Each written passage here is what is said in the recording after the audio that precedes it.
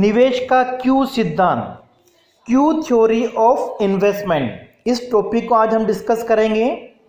निवेश का जो क्यू सिद्धांत है अमेरिकन इकोनॉमिस्ट जेम्स टोबिन के द्वारा दिया गया था। और कब दिया गया था? 1969 में।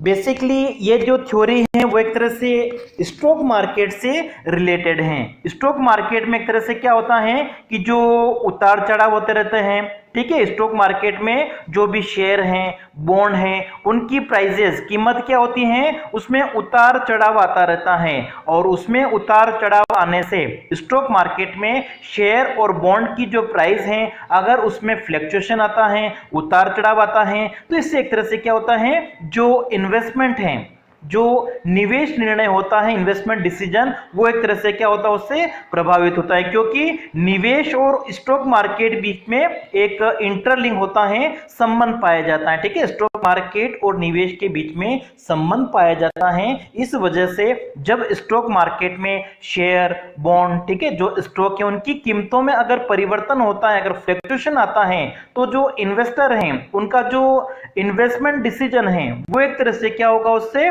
प्रभावित होगा, ठीक है। तो इसी के बीच में संबंध, स्टॉक मार्केट और निवेश के बीच में जो संबंध पाया जाता है, उसका एनालिसिस किसके द्वारा किया गया था? जेम्स टोबिन के द्वारा। इस क्यू सिद्धांत में जो क्यू थ्योरी है वो एक तरह से क्या बताती है, स्टॉक मार्केट और निवेश के बीच में क्या संबंध होता है, या जो पूंजी का स्टॉक होता है और निवेश है, उसके बीच में क्या संबंध पाया जाता है। इन्वेस्टमेंट, निवेश और कैपिटल स्टॉक, पूंजी स्टॉक के बीच में जो संबंध होता है, इस संबंध को जेम्स टोबिन ने अपने इस सिद्धांत के द्वारा एक्सप्लेन किया है, ठीक है। उनका क्या मानना है कि एक फर्म का जो इन्वेस्टमेंट डिसीजन होता है, ठीक है, किसी फर्म या निवेश का जो निवेशक है, उसका निवेश संबंधी निर्णय जो होता है वो किसके ऊपर निर्भर करता है? क्यू के ऊपर निर्भर करता है, ठीक है। इस क्यू के ऊपर निर्भर करता है। और क्यू क्या होता है, उसका उन्होंने एक फॉर्मूला दिया है, ठीक है। क्यू का जो मूल्य है वो क्या होता है? पूंजी स्टॉक का बाजार मूल्य, उसमें अगर हम पूंजी की प्रतिस्थापन लागत का डिवाइड कर दें, ठीक है। क्यू इक्वल टू क्या होता है? पूंजी स्टॉक जो है उसका बाजार मूल्य कितना है, ठीक है, मार्केट प्राइस कितनी है, उसमें अगर हम उसकी जो रिप्लेसमेंट कॉस्ट है, प्रतिस्थापन लागत है, उसका अगर हम डिवाइड कर देते हैं, तो ये जो रेशियो है, ठीक है, किसका रेशियो है ये? पूंजी स्टॉक की मार्केट प्राइस कितनी है, कैपिटल स्टॉक की market price of capital stock and जो कैपिटल है उसकी रिप्लेसमेंट कॉस्ट क्या है। अब देखिए, रिप्लेस कॉस्ट और पूंजी स्टॉक का जो बाजार मूल्य है, ठीक है, इन दोनों का हम मीनिंग समझते हैं। पूंजी जो परिसंपत्ति है या पूंजी स्टॉक है, उसके बाजार मूल्य का मतलब क्या हो गया कि माना कि एक कंपनी क्या करती है, नई मशीनों तो जैसे अपनी कंपनी में लगाती है, ठीक है, और जो पूंजी की व्यवस्था है, कैपिटल की वो जो व्यवस्था करती हैं, वो इसके लिए क्या करती हैं, नए जो शेयर हैं, ठीक है, वो इशू करती हैं। माना कि एक शेयर का मूल्य कितना है? 100 रुपीज है। और ऐसे अगर वो 10 शेयर इश्यू करती हैं, इसका मतलब जो मार्केट प्राइस है, ठीक है, जो कैपिटल स्टॉक है, उसकी मार्केट प्राइस क्या होगी? 100 इंटू 10 इक्वल टू 1000। और पूंजी की प्रतिस्थापन लागत का मतलब क्या हो गया का एक फर्म जब इस पूंजी स्टॉक की जगह, ठीक है, कोई नया प्लांट लगाती है, नई मशीन लगाती है, तो नया प्लांट, नई मशीन लगाने के लिए उसको जो भी कीमत चुकानी पड़ती है, उसको हम क्या कहते हैं? रिप्लेसमेंट कॉस्ट कहते हैं, पूंजी की प्रतिस्थापन लागत कहते हैं। तो टोबिन का क्या मानना है कि एक फर्म का जो निवेश संबंधी निर्णय है, जो इन्वेस्टमेंट का डिसीजन है, वो इस क्यू के ऊपर डिपेंड करता है। और क्यू क्या होता है? जो पूंजीगत परिसंपत्ति है, जो पूंजी स्टॉक है, उसकी मार्केट प्राइस कितनी है, उसमें उस कैपिटल की जो रिप्लेसमेंट कॉस्ट है, पूंजी की प्रतिस्थापन लागत है, उसका हम डिवाइड कर देते हैं, ठीक है। उसको आगे हम और डिस्कस करेंगे अभी। अब देखिए, इसको समझने के लिए हम एक एग्जांपल लेते हैं कि एक फर्म के पास में 10 मशीनें हैं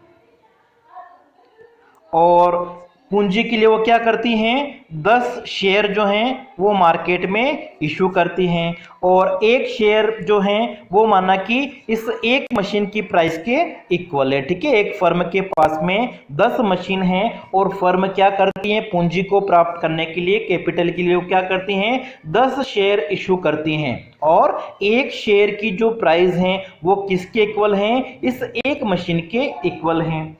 ठीक है, अब देखिए जो प्राइस पर शेयर है वो हम मान लेते हैं कितनी है, 100 रुपीज है, और ये जो मशीन फर्म के द्वारा परचेज की गई है, खरीदी गई है, ठीक है, इसका परचेजिंग प्राइस कितना है, इस मशीन का जो क्रय मूल्य है वो कितना है, माना कि 50 रुपीज है। अब देखिए जो मशीन खरीदी गई है उसकी परचेजिंग प्राइस, उसका जो क्रय मूल्य है, खरीदा कितने में गया, 50 रुपए में, और उसके द्वारा जो शेयर इशू किए गए हैं उसकी प्राइस कितनी है पर शेयर, 100 रुपीज है। इसका मतलब क्या हो गया, फर्म को, ठीक है, जो निवेशक हैं उसको क्या हो रहा है, यहाँ पे लाभ हो रहा है। ठीक है, डायरेक्ट यहाँ पर अगर हम देखें जो क्रय मूल्य है, परचेजिंग प्राइस है वो 50 रुपीज है, लेकिन नए शेयर इशू किए गए हैं उसकी प्राइस कितनी है, 100 रुपीज पर शेयर, 100 रुपए एक शेयर के। तो यहाँ पे फर्म को 50 रुपए का, ठीक है, 100 में से 50 को हमने माइनस कर दिया, तो 50 रुपए का फर्म को नई मशीनों को लगाने से लाभ हो रहा है। तो इसका मतलब क्या हो गया कि फर्म क्या करेगी, ऐसी स्थिति में निवेश करेगी, ठीक है, नई मशीन को वो खरीदेगी और अपनी जो वित्तीय व्यवस्था है, ठीक है, इसके लिए क्या करेगी, वो नए शेयर इशू करेगी। ठीक है, नए शेयर इशू कर रही है क्योंकि उससे जो उनको पैसा मिल रहा है वो उस मशीन की जो परचेजिंग प्राइस है, जितने में उससे खरीदा उससे उसको ज्यादा मिल रहा है। ठीक है, तो फर्म क्या करेगी, मार्केट में निवेश करेगी। मतलब मशीन की लागत यहाँ पे कितनी है, 50 रुपए है, लेकिन स्टॉक बाजार में जो ट्रेडर्स हैं वो एक शेयर की 100 रुपए देने के लिए तैयार है। कॉस्ट कितनी है, 50 रुपए, और जो प्राइस मिल रही है शेयर बाजार में वो कितनी मिल रही है, ज्यादा मिल रही है। ठीक है, यहाँ पे अगर हम देखें तो क्यू की वैल्यू कितनी हो गई, 100/50। ठीक है, जो प्रतिस्थापन लागत है वो कितनी यहाँ पे, 50 रुपए है। ठीक है, मशीन का जो क्रय मूल्य है, और पूंजी स्टॉक का बाजार मूल्य मतलब शेयर से कितना मिल रहा है, 100 रुपीज। ठीक है, तो यहाँ पे क्यू की वैल्यू कितनी है, 2 है। मतलब जब क्यू की वैल्यू 1 से ज्यादा होती है, इसका मतलब क्या हो गया, पूंजी स्टॉक का जो बाजार मूल्य है वो पूंजी की प्रतिस्थापन लागत से ज्यादा है, और पूंजी की प्रतिस्थापन लागत से अगर बाजार मूल्य पूंजी स्टॉक का ज्यादा है तो इस स्थिति में फर्म क्या कहेगी, उस नई पूंजीगत परिसंपत्ति को वो खरीदेगी। नई पूंजीगत परिसंपत्ति को खरीदने से उसको लाभ होगा, फर्म क्या करेगी, इस स्थिति में निवेश को बढ़ाएगी। ठीक है, इसको आगे हम और डिस्कस करेंगे। तो आपका समझ में आ गया होगा कि क्यू का मतलब क्या होता है, पूंजी स्टॉक का बाजार मूल्य और पूंजी प्रतिस्थापन की लागत का रेशियो। ठीक है, इसका फॉर्मूला ये भी हो सकता है, Q equal to equity market value plus liability market value कितनी है उसमें हम डिवाइड कर दें इक्विटी बुक वैल्यू कितनी है प्लस लाइबिलिटी बुक वैल्यू कितनी है। अब देखिए टोबिन क्या मानते हैं कि टोबिन के अनुसार किसी भी पूंजी स्टॉक में निवेश की दर का अनुमान इस अनुपात के द्वारा हम ज्ञात कर सकते हैं। ठीक है, पूंजी स्टॉक का बाजार मूल्य और पूंजी की प्रतिस्थापन लागत का अनुपात क्या कहा जाता है, क्यू, और इस अनुपात के द्वारा पूंजी स्टॉक में निवेश करने से कितना लाभ होगा। ठीक है, लाभ का अगर पता चल जाएगा तो उससे निवेश की दर का भी अनुमान लगाया जा सकता है। अब टोबिन क्या कहते हैं कि यदि क्यू की वैल्यू 1 से ज्यादा है, ठीक है, क्यू की वैल्यू 1 से ज्यादा कब आएगी, जब पूंजी स्टॉक का बाजार मूल्य पूंजी की प्रतिस्थापन लागत से ज्यादा होगा। जैसे अभी हमने एक एग्जांपल लिया था जिसमें हमने क्या माना कि एक मशीन है, ठीक है, एक फर्म के पास में 10 मशीनें हैं और फर्म क्या करती है, पूंजी एकत्रित करने के लिए 10 शेयर इश्यू करती हैं। एक शेयर की जो कीमत है वो एक मशीन के बराबर है। ठीक है, और एक शेयर की जो प्राइस है वो कितनी है, 100 रुपीज है, और मशीन का जो क्रय मूल्य है, ठीक है, वो कितना है, 50 रुपए है। तो देखिए नए शेयर जो इशू किए गए हैं उसकी प्राइस अगर 100 रुपीज है, इसका मतलब क्या हो गया, पूंजी स्टॉक का जो बाजार मूल्य है वो कितना है आपका, 100, और प्रतिस्थापन लागत मतलब नई मशीन अगर खरीदेगी तो नई मशीन की लागत कितनी हमने मान ली है 50 रुपए। तो यहाँ पे Q की वैल्यू कितनी आ रही 2। इसका मतलब जब Q की वैल्यू 1 से ज्यादा होती है तो नई पूंजीगत परिसंपत्ति से लाभ होता है। क्यों? क्योंकि पूंजी स्टॉक का जो बाजार मूल्य है वो उसकी प्रतिस्थापन लागत से ज्यादा है। मतलब जो क्रय मूल्य है उसके कंपैरिजन में जो मार्केट है, ठीक है, शेयर मार्केट है, स्टॉक मार्केट है, वहां पर जो ट्रेडर्स हैं खरीदने वाले वो ज्यादा कीमत देने के लिए तैयार हैं। तो इस स्थिति में फर्म क्या करेगी? निवेश करेगी। तो यहां पर अगर हम देखें कि फर्म के पास में जो मशीन है, ठीक है, उसकी वैल्यू, ठीक है, मशीन जो है उसको हम क्या कह सकते हैं? एक तरह से स्टॉक कह सकते हैं। तो स्टॉक इज ओवर वैल्यू, ठीक है, स्टॉक का जो मूल्य है वो एक तरह से क्या है? ओवर वैल्यू है। जितनी उसकी वैल्यू है उससे ज्यादा उसका मूल्य अनुमानित किया गया है स्टॉक मार्केट के द्वारा। और ऐसी स्थिति में फर्म को निवेश करने से या जो निवेशक है, इन्वेस्टर, उनको निवेश करने से लाभ होगा। अब देखिए दूसरी स्थिति इसके जस्ट अपोजिट है कि जब Q की वैल्यू क्या है? 1 से कम है। और Q की वैल्यू 1 से कम होने का मतलब क्या हो गया कि मशीन का जो क्रय मूल्य है वो कितना है? 50 रुपए। लेकिन स्टॉक मार्केट में उस मशीन के अब ट्रेडर्स ज्यादा से ज्यादा कितने देने के लिए तैयार हैं? 40 रुपए, ठीक है, 40 रुपए से कोई भी ज्यादा देने के लिए मार्केट में तैयार नहीं है। इसका मतलब क्या हो गया? पूंजी स्टॉक का जो मार्केट में मूल्य है, बाजार मूल्य है, वो प्रतिस्थापन लागत से कम है, या प्रतिस्थापन लागत जो रिप्लेसमेंट कॉस्ट है वो क्या है? ज्यादा है। और जब रिप्लेसमेंट कॉस्ट ज्यादा होती है तो Q की वैल्यू क्या आएगी? 1 से कम आएगी। और Q की वैल्यू अगर 1 से कम है तो इस स्थिति में नई पूंजीगत परिसंपत्ति को, ठीक है, जो हमारे उदाहरण में मशीन हमने ली है, उसको खरीदने से लाभ नहीं होगा। इसका मतलब जो निवेशक हैं, फर्म या उत्पादक, उसमें निवेश नहीं करेगी, मतलब उस मशीन को वो नहीं खरीदेगी, ठीक है। जब Q का मूल्य कितना होता है? 0 से लेकर 1 के बीच में होगा तो फर्म के द्वारा उस मशीनरी को नहीं खरीदा जाएगा, मतलब उसमें निवेश नहीं किया जाएगा। तो यहां पर अगर हम देखें पूंजी स्टॉक का जो बाजार मूल्य है उसका आकलन एक तरह से क्या किया गया? यहाँ पे कम किया गया है, ठीक है, स्टॉक इज अंडर वैल्यूड। और जब स्टॉक को अंडर वैल्यू किया जाता है तो इस स्थिति में निवेश करने से लाभ नहीं होगा।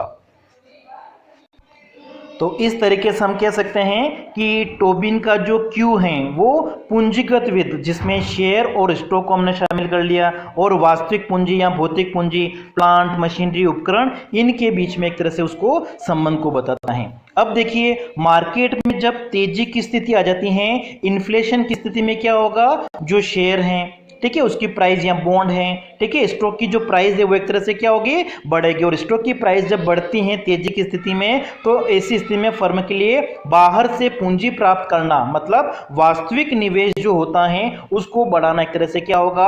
आसान होगा। क्यों? क्योंकि जब स्टॉक मार्केट में तेजी आती है तो जो निवेशक हैं उनको एक तरह से क्या होता है? लाभ होता है। और निवेशकों को लाभ होने से शेयर, बॉन्ड, स्टॉक, इनमें से एक तरह से निवेश क्या होता है? बढ़ता है।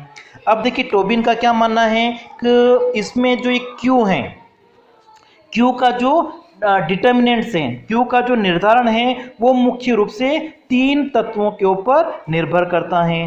फर्स्ट कौन सा है? संभावित पूंजी का सीमांत उत्पाद, ठीक है, या पूंजी का जो सीमांत उत्पादन है वो भविष्य में कितना हो सकता है, ठीक है। जो मार्जिनल प्रोडक्टिविटी ऑफ कैपिटल, मतलब पूंजी की एक इकाई के निवेश से कितनी उत्पादन क्षमता में परिवर्तन होता है, वह आपका क्या होता है? पूंजी की सीमांत उत्पादकता होती है। और Q का जो मूल्य होता है वो इस पूंजी की सीमांत उत्पादकता का मूल्य भविष्य में कितना होगा उसके ऊपर निर्भर करता है। यदि ऐसी संभावना है कि भविष्य में पूंजी का जो सीमांत उत्पादन मूल्य है MPK, अगर ये बढ़ेगा, बढ़ने की संभावना है, तो इसका मतलब क्या हो गया? पूंजीगत परिसंपत्ति में निवेश करने से भविष्य में आय बढ़ने की संभावना होगी, ठीक है। पूंजी की सीमांत उत्पादकता बढ़ने का मतलब क्या है? भविष्य में उस पूंजीगत परिसंपत्ति से लाभ या आय बढ़ने की संभावना होगी। और जब लाभ और आय बढ़ने की संभावना है,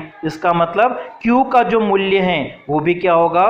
बढ़ेगा। तो Q का जो निर्धारण है वो सबसे पहले संभावित पूंजी सीमांत उत्पादकता कितनी है, expected marginal productivity liquidity of capital कितनी है, ठीक है, इन फ्यूचर, उसके ऊपर डिपेंड करती हैं। सेकंड जो तत्व है वो कौन सा है, वास्तविक ब्याज दर, रियल इंटरेस्ट रेट।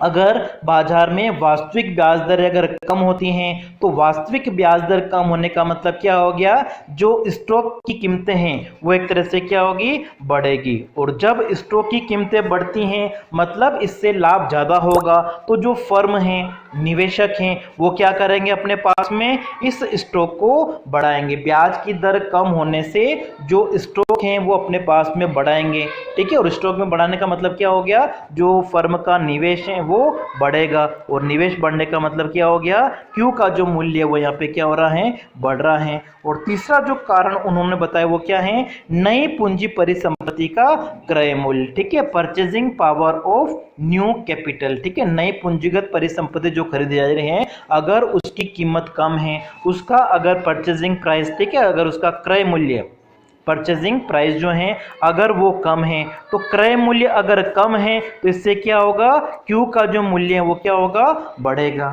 ठीक है। जैसे हमने पढ़ा था कि एक मशीनरी से जो लाभ हो सकता है, ठीक है, आय हो सकती है, बाजार मूल्य है वो कितना माना कि 100 है, और जो पूंजी की प्रतिस्थापन लग जो हमने परचेजिंग पावर ली थी, उसकी परचेजिंग प्राइस जो ली थी वो कितनी ली थी आपने, 50 रुपए। अगर अब कम हो जाती है, माना कि 25 रुपए हो जाती हैं, तो यहाँ पे क्यू का वैल्यू कितना हो गया, 4 हो गया। इसका मतलब जब नई पूंजीगत परिसंपत्ति का क्रय मूल्य कम हो जाता है तो जो क्यू की वैल्यू है वो एक तरह से क्या होगी, बढ़ेगी। तो टोबिन का मानना है कि क्यू का मूल्य जो है वो इन 3 घटकों के ऊपर निर्भर करता है।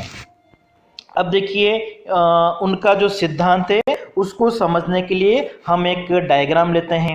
इस डायग्राम में हमने इस ओ एक्स अक्ष पर कैपिटल स्टॉक, ठीक है, पूंजी का स्टॉक लिया है, और ओ वाई अक्ष पर प्राइस ऑफ कैपिटल, ठीक है, पूंजी का मूल्य लिया है। इसी तरीके से दूसरे डायग्राम में भी हमने प्राइस ऑफ कैपिटल को वाई अक्ष पर लिया है, और ओ एक्स अक्ष पर हमने क्या लिया है, इन्वेस्टमेंट, ठीक है, निवेश कितना किया जा रहा है उसको।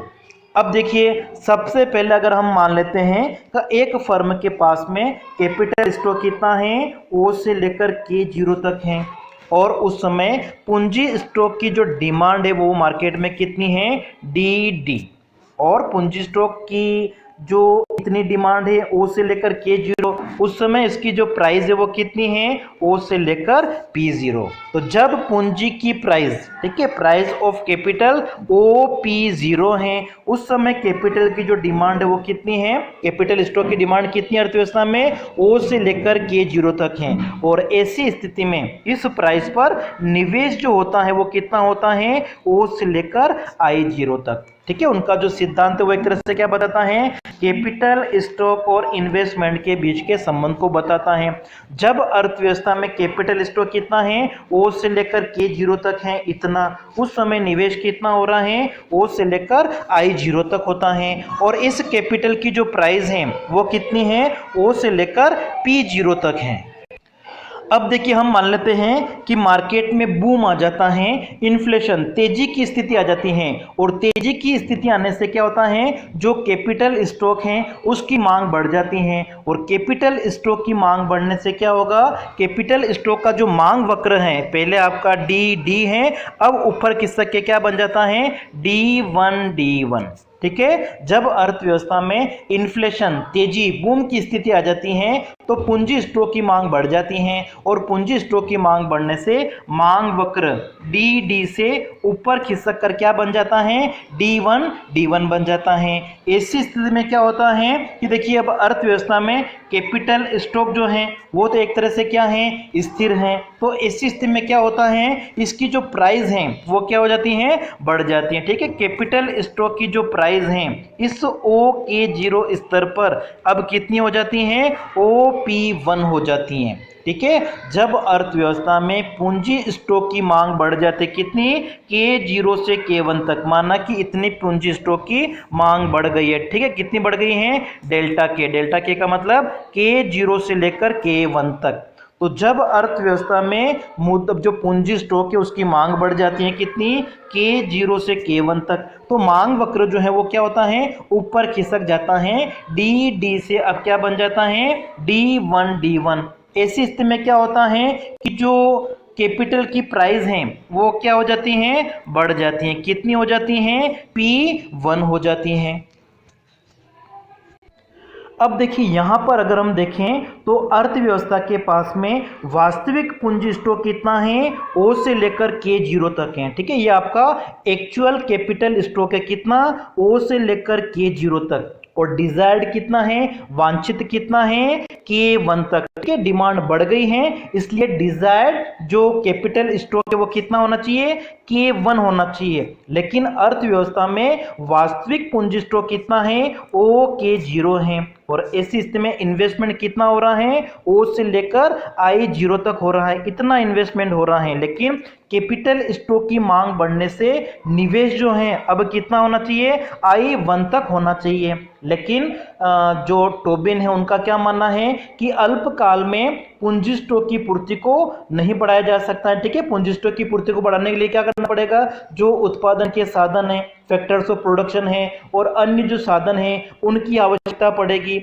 लेकिन अल्पकालीन समय में, शॉर्ट रन में क्या होता है, इस पूंजी स्टॉक को तत्काल नहीं बढ़ाया जा सकता है, एकदम इतना नहीं बढ़ाया जा सकता है। लेकिन दीर्घकाल में क्या होगा, पूंजी स्टॉक की जितनी मांग बढ़ गई है उतनी ही क्या होगी, उस निवेश की जो पूर्ति है, ठीक है, बढ़ा सकते हैं। मतलब जो आपका डिजायर्ड कैपिटल स्टॉक है, ठीक है, कितना, K1 तक, वो किसके बराबर हो जाएगा, वास्तविक जो अर्थव्यवस्था में निवेश है I1 के। ठीक है, जो निवेश की मांग बढ़ गई है I1 तक, उसके बराबर होता है। ठीक है, दीर्घकाल में ऐसा हो सकता है, अल्पकाल संभव नहीं होता है। दीर्घकाल में क्या होगा, जो डिजायर्ड कैपिटल स्टॉक है, ये वाला आपका K1, वो एक्चुअल कैपिटल स्टॉक K0 के बराबर होगा। मतलब दीर्घकाल में क्या होगा, फर्म जो है अपने निवेश को बढ़ा सकती है। ठीक है, निवेश का स्तर I0 से I1 तक बढ़ाया जा सकता है, अल्पकाल में ऐसा संभव नहीं होता है। तो ये जो हमारा सिद्धांत है वो जेम्स टोबिन के द्वारा दिया गया था और मुख्य रूप से इसमें उन्होंने जो क्यू तत्व हैं उसके ऊपर जोर दिया था। ठीक है, इसलिए इस सिद्धांत को हम क्या कहते हैं, क्यू सिद्धांत। ठीक है, निवेश का क्यू सिद्धांत, जो एक तरह से